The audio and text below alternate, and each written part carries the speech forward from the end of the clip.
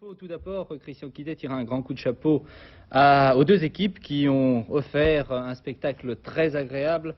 Malgré un froid presque sibérien, les joueurs ont eu beaucoup de mérite tout d'abord d'évoluer sur un terrain dont une moitié était entièrement gelée et l'autre, heureusement, un peu plus praticable. 15 000 spectateurs avaient bravé le froid pour suivre ce match Saint-Étienne-Lens. En position d'ailier gauche, nous trouvons Farison qui vient de centrer. Vous avez vu une tête splendide dès la première mi-temps, dès la 9e minute de jeu. Un but de Sina Egel. Nous revoyons cette tête magnifique du numéro 10. Encore une fois, le centre de Farison. Vraiment, il s'élève au-dessus de la défense lensoise. Le ballon frappe la barre transversale. Patrick Revelli veut accompagner le ballon, mais je pense que le ballon était déjà dans les filets, ce qui permet à Saint-Étienne de mener 1-0. Donc à la 12e minute de jeu précisément, Saint-Étienne avait un but d'avance.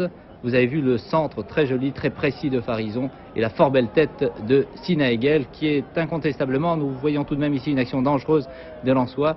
Sina Egel qui est l'un des meneurs de jeu de cette formation stéphanoise. Qui occupait aujourd'hui le poste d'ailier gauche, mais on l'a beaucoup vu tout de même en milieu de terrain,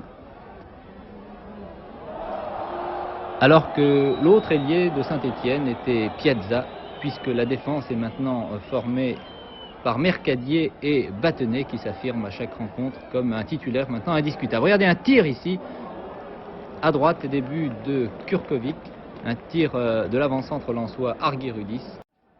Hervé Revelli qui a servi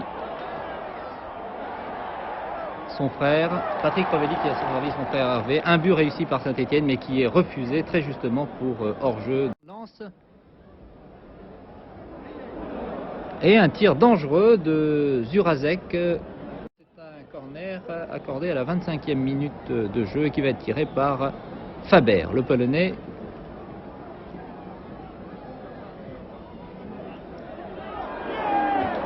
Kurkovic a repoussé, mais Marie a pu tout de même de la tête tromper le gardien stéphanois. Regardez, le corner tiré par Faber, repris par un joueur, et puis Marie, le capitaine qui était monté. Nous sommes à la 26e minute de jeu avec une offensive et un tir assez dangereux de Sina Egel, encore lui.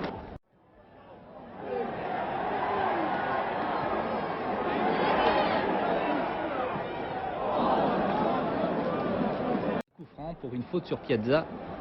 Jean-Michel Larquet va tirer ce coup franc. Un but réussi,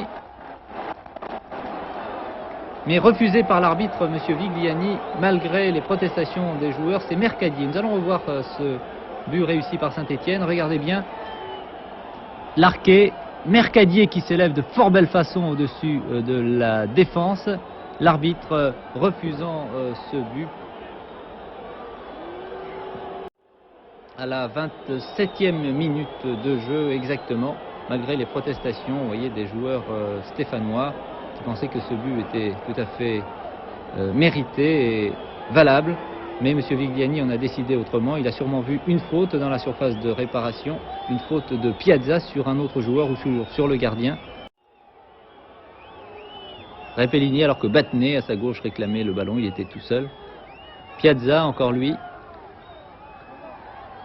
Un petit pont réussi, récupère encore le ballon, un centre fort bien pour Patrick Revelli. Là, l'occasion formidable des Stéphanois, mais la défense, Marie et Roger Lemaire, les défenseurs sont arrivés devant le gardien lannois pour récupérer et mettre en corner. Corner que tire le capitaine Georges Beretta à la 29e minute de jeu. Un corner repoussé de la tête par la défense. Et regardez, une reprise formidable de Larquet qui a un petit peu échappé à notre opérateur. Nous allons revoir ce corner, le dégagement de la tête et une reprise de volée formidable de Jean-Michel Larquet. Toujours est-il que le ballon est bien au fond des filets et c'est un deuxième but réussi par le numéro 8 stéphanois à la 29e minute de jeu exactement. L'équipe de Saint-Étienne affiche ses ambitions dans ce championnat qui est, on peut le dire, beaucoup plus équilibré que les saisons précédentes.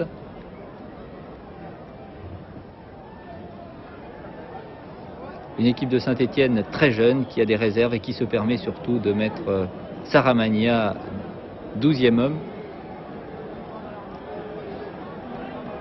Saramagna qui avait été l'un des meilleurs joueurs de l'équipe de France contre le Danemark.